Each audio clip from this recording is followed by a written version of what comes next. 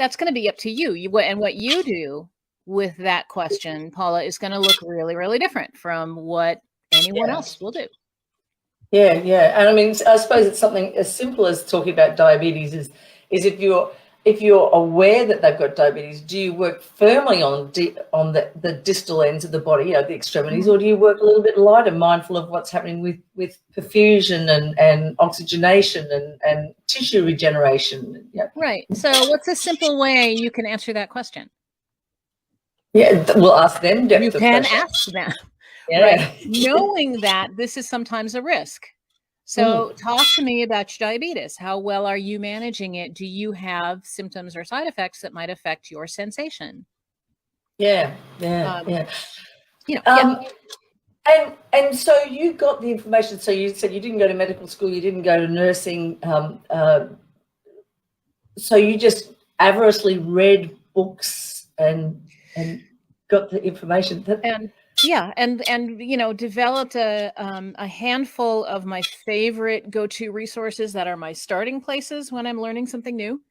And then I've become very information literate in the sense of recognizing some of the signals that what I'm looking at is pretty reliable versus maybe not so much. Dr. Google. And in this past year, haven't we learned how important it is to get a little picky about where we accept information from? Yeah, that's so true. Yeah, and most therapists probably only think with the musculoskeletal head. They don't actually think with a visceral head or pathology head as much. How do you enlighten them? Yeah, well, I mean, it's funny that you started with we started with diabetes. You and I were actually talking about that before we went live today, but that's a great example of why massage therapists need to learn about pathology, right? Because diabetes, I bet in Australia, it's not that different from how it is here. It is extremely common. I think it's our number 6 or number 7 cause of death.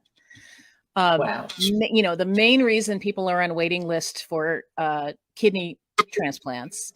A major contributor to heart disease. It has all these complications. It also affects the skin. All of these systems can be influenced by bodywork. And so when people say, why do massage therapists need to learn pathology? My one word answer is diabetes.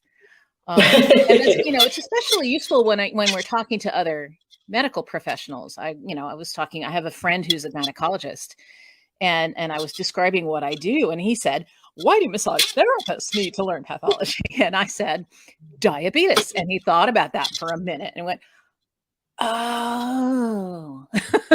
Yeah. Oh, yeah.